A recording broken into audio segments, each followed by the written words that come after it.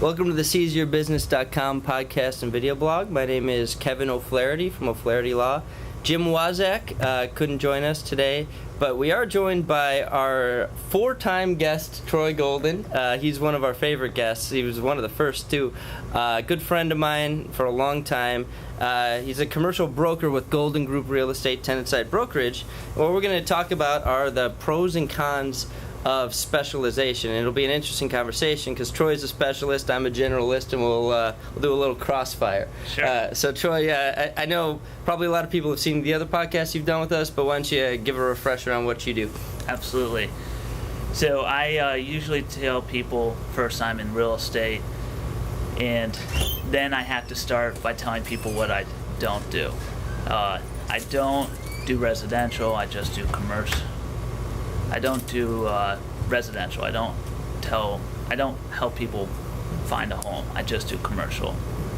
I just do something called tenant representation, meaning I help business owners find space for their businesses, and I just help office users, primarily in the western suburbs.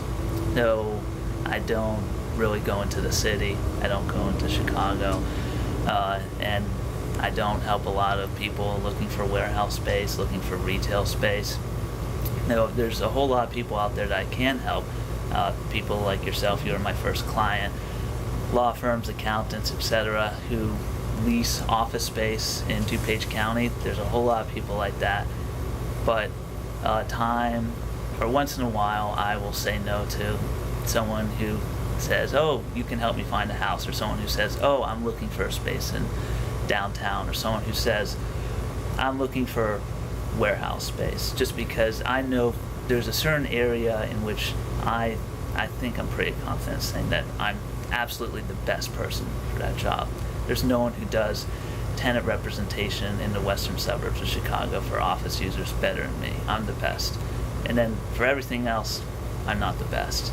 And over the years, I think I've developed a name for myself in that area. And people are now coming to me because I guess I've built up a name for myself. And I want to talk about kind of being a specialist versus you. You're really, really good at being a generalist. You're probably one of the best generalists I know. And thank you. you are, definitely. And why people come to you, because I know what I do to get people to come to me, and you probably have a whole nother set of tricks to get people to come to you. Sure. We don't like to call them tricks, but methods. We'll call them methods. So for me, I find that I often have to say no to certain opportunities or certain activities during the day, and you probably do the same thing. I guess I just thought we could, for this podcast, compare notes. Yeah, for sure. So we were talking offline, and we started saying, let's save it for the podcast. You know, kind of the difference between why people come to a generalist and a specialist. And you brought up a good point. You're like, well, people come to specialists because they think they've got the best expertise in that area, and they're gonna get the highest level of confidence. People come to a generalist, although we like to say we have the best expertise in all the areas we do. People come to a generalist typically because they know, like, and trust that person and feel like they're going to be, it's a different vibe, basically. Right. And when I was starting my law firm, everyone, I wanted to be general practice. Partly because I didn't want to turn away any business, and it just kind of developed from there. But I also wanted to be kind of a holistic, comprehensive thing, and that's my niche, is being comprehensive, because that's kind of gone away in law. People said you couldn't be anything but a specialist and be successful. So it was kind of different for me, because I was like, all right, well, if no one's doing it, that's what we'll do. But I was always afraid of, how do you become the expert that people trust in that area from Jump Street? You know what I mean? Right. So what was your experience like in being a specialist from early on? Well, it wasn't intentional. I didn't have a plan. It was essentially, I started at a firm that didn't have many resources, and I had to build up my own expertise. And if I had gone to a different firm that had, partly it was the economy, and people weren't buying buildings, people weren't selling buildings. So rental was big, and you know, that's where the action was. Exactly. So I started out with tenant representation, and I thought, well, I'll get to helping people buy and sell when people are buying and selling. But by the time that happened, I had this tenant representation kind of niche going. And I also found that having a specialty or kind of fit my personality. I think with generalists, you have to be more of an extrovert. And with the specialists, I'm more of an introvert. Networking is certainly important, and I do it, but with me, I can manage to kind of push it all into one intense experience once a month. But with you, it seems like you're doing it all the time, and I couldn't do that. Yeah, that's kind of before the internet took off for us. That's what it was. It was like half the job was doing law, half the job was networking and meeting people and bringing in business. And but yeah, to be honest, nobody likes going into that room full of people. Right. People label me an extrovert, but I like being at home in my rose garden as much as the next guy and being left alone. But you do what you got to do, right, to bring the business in. Well, let me put it this way. I think if you're the type of person that people like, then it's easier to be a generalist. If you're the type of person that people don't like, be a specialist. Yeah, well, and I wouldn't make it that clear, because we've got a lot of mutual friends, and I know that I've seen the draw you have to our networking group, so I wouldn't put it that way.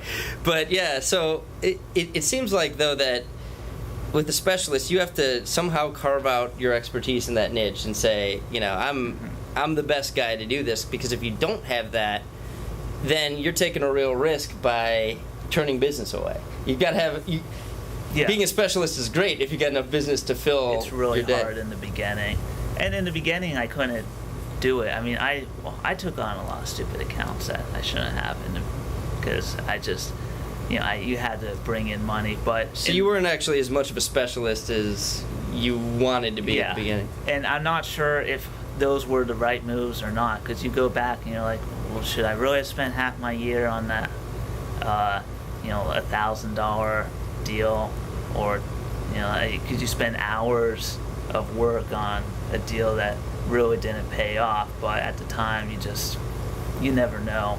And then looking back on the knowledge that you were building or creating, it doesn't really lead into the next thing, because every deal you do,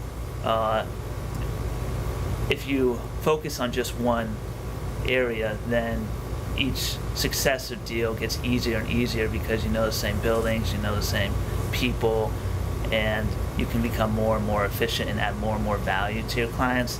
And then one day you find yourself in a place where you can legitimately add such value to your clients that, like, they're not just referring you to people because they like you, but they're like, wow, this guy did such an amazing job that you ain't have to ask for referrals.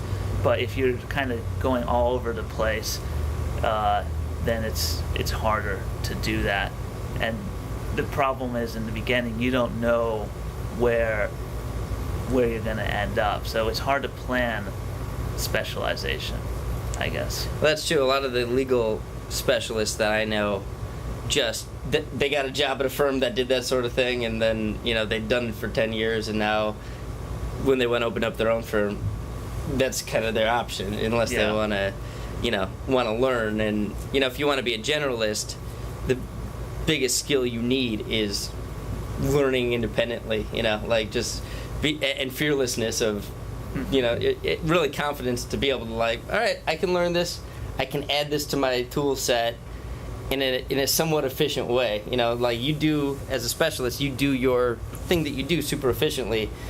If you're a generalist, the thing that you have to do efficiently isn't the product, it's learning and creating systems, and if you can do that efficiently, then you can pull off being a generalist. But the first couple of years, when I was picking up practice areas that I hadn't done before and trying to learn everything about them, it's very uncomfortable. You know, it was, I was always on edge because you try to compete with people that had done it for a long time, and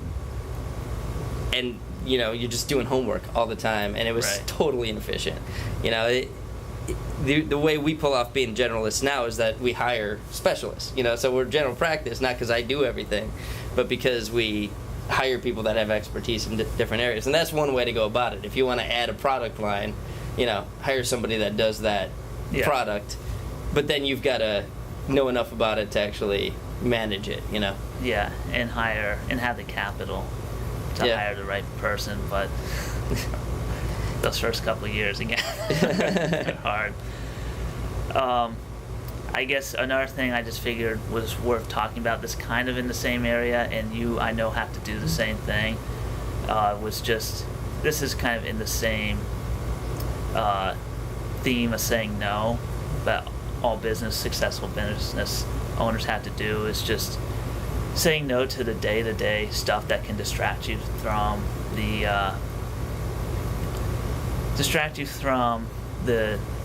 thesis of what makes you do what's best at what you're good at. Sure. So every day I'll have potential opportunities that would be right for someone else but aren't right for me. Like a meeting that with someone who's a good networking opportunity for someone else but not for me, or an email that I could answer but I know now that I shouldn't, and just having the discipline of saying no to that. That's the hardest thing for me is, first it's like not being involved in every local community group, but then it gets to, you can't be grabbing lunch or coffee with everybody that invites you to lunch or coffee. You have to find a way to, like, just say, I know you might be a good fit, I know you might be a potential referral source, but the highest best use of my time is doing something else. Yeah. And that's a hard skill to learn, but you're right. Like, at some point you've got to do it, otherwise your entire day is, the Pareto principle, the 80-20. Mm-hmm. You're spending 80% of your time on, 20% or less of where your revenue is coming from. And sooner or later, through the school of hard knocks, you eventually learn, you got to do that, otherwise you're wasting your time and spinning your wheels. And being a business owner, even in networking, isn't being about being like a nice guy to everybody and being well liked by everybody. You want to be, it's great. Yeah. But sometimes you got to make choices and narrow down, hone in on what your really valuable activities are during the day. Yeah. And that's something I still struggle with, but a little less every day. The way I got around that is, I hired a relationship manager, and he's great and people like him. So now when someone comes up to me and, I don't do much networking anymore. I don't do many one-on-one meetings anymore, just because I spend my time managing my team, strategically planning. But I get invites all the time, and what I'll say is, what I really want you to do is meet with my relationship manager. He's the guy that manages our referral networks, and he'd probably be the best person for this. And that's a friendly pass off, right? As opposed to just not responding to the email or saying, no, I don't have time for you. But it'd be hard if I didn't have that. I don't know how you pull it off to be able to politely say, no, I don't want to meet with you. I do. I mean, two things. One, and it's hard being just a one-man company, but one, I use a really helpful website that I definitely want to promote for other people watching this website or podcast that are in similar situations, called Task Bucket, and it's a virtual assistant website, but you can basically buy the hours rather than just buying the individual person, and then you can use those hours anytime you want. And let's say you have a large project or a small project, you could buy 200 hours or 1,500 hours, and they have teams of people that you can outsource projects to.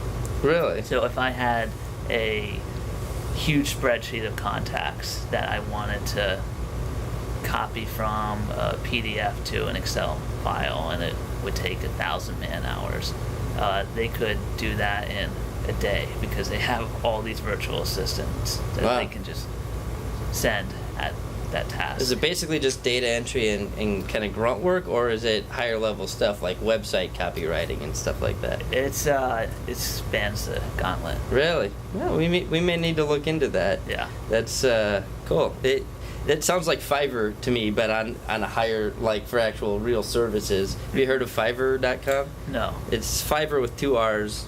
I use it for my logos. Like, you pay $5 for all kinds of crazy services. I'm sure they're coming out of, like, India or something. Yeah. These guys are Philippines. So. But, like, you know, the most things that you need, you can pay $5 for. This sounds like some higher level services that you can actually buy people's time for. I usually just use it for lower level stuff, so I can't speak to the higher level stuff, but I know that on the website, they promote the higher level stuff. Okay. So, Oh, cool. So I use, in terms of, like, I've never hired a person I've met in front of me before. It's all been through the web. But that's one way I outsource things I can't handle myself or shouldn't be doing myself. I can do it myself. I shouldn't be doing them myself. And then for the networking, it's those monthly events. I try to get everyone to show up and then do it all at once. Yes, it's efficiency. Meet with, Right. 40 people rather than one. And you downplay your... I know you don't like to network all that much, but you're a powerful force in the networking community. We've been teaming up on networking events for a long time, and there'll be events where there's like 30 people and they're all, Troy Golden invited me. So you're not coming across as an introvert. You're doing a good job of masking it, and the best extroverts are just doing a better job of masking their introversion. But anyway, thank you so much for joining us again. It's always, it's been fun getting to know you over the past 6 or 7 years, or however long we've known each other. It's been fun watching your business, take off and be successful. And if people need some tenant-side real estate, if people want to rent commercial real estate, how can they reach you? Well, phone number 630-805-2463, or just look me up, Golden Group Real Estate. My website will pop up, goldengrouprealestate.com, or just look you up online, and I'm pretty sure we're linked up. Yeah, and if you want to schedule an initial consultation with me, we are generalists. We do every area of law, but I hire specialists. Well, not allowed to say that as a lawyer. I hire people with expertise. That's a no-no. You can't say you're a specialist. I hire people with expertise in specific areas, and we offer free consultations. 630-324-6666. That's 630-324-6666 is the way to get a hold of us. Jim Wazak, who is my normal partner on these, couldn't make it today. If you want supplemental cancer insurance, you can reach him by going to seizeyourbusiness.com. His info is on our website. You can also download over 100 podcasts and video blogs there. I do a lot of blogging about the law, a lot of good articles on almost every area of law, and we do videos and podcasts for that as well at learn-about-law.com. And finally, makingrealestatefun.com is our real estate related podcast and video blog. So thanks so much for being with us, Troy. Thanks, yeah, it's fun. Thanks for listening.